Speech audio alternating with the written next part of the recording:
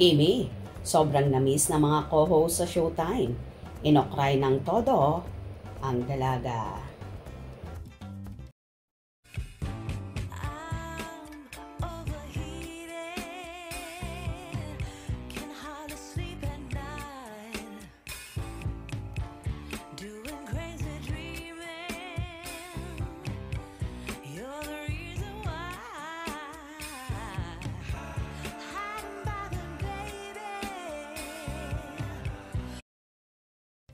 Present na nga ang People's Superstars na si Kim Chiu sa noontime show na i-Showtime ngayong Biyernes. Matagal-tagal ding nawala ang dalaga dahil naging busy nga ito sa kaliwat kanan na promotion ng kanilang pelikula ni Paolo Abilino ang My Love Will Make You Disappear na pumalo sa takilya at kumita ng 173 million and counting last May 7, 2025. Kitang-kita nga sa video at larawan na lumabas kung gaano kaganda at ka-blooming si Chinita Princess. Kaya naman inokray siya ng kanyang mga kasamahan. Tapos na ang linggo, magbabakasyon na tayo bukas, ayan. At tapos na ang pilangan ng boto, may mga nanalo na. Yeah. Pero hindi pa tapos, congratulations sa mga nanalo, pero hindi pa tapos ang laban para sa malinis na kapaligiran. It's clean up time at lang, people.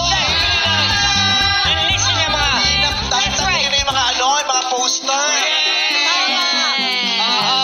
Alisin yung mga poster sa pader, mga tarpulin, ang mga nasa puno. Tarpulin. Oo, dapat tanggalin na yung baklasinda. Correct. May isa pang bidyong kumalat kung saan sabi ni Chiang Ami na miss na nila si Kimi. At sagot naman ng actress, miss din daw niya ang mga kasamahan.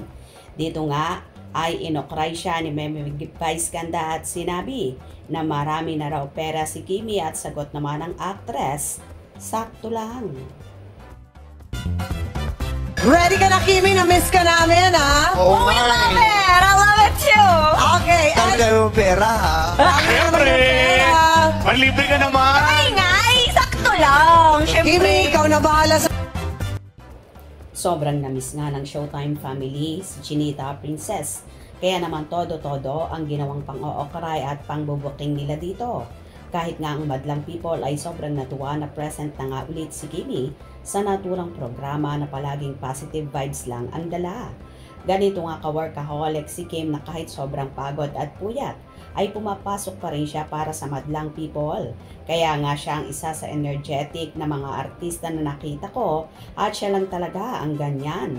Grabe ang pagiging professional at pagmamahal sa trabaho. Kaya naman inuulan palagi ng biyaya. Welcome back, Chinita Princess sa Showtime.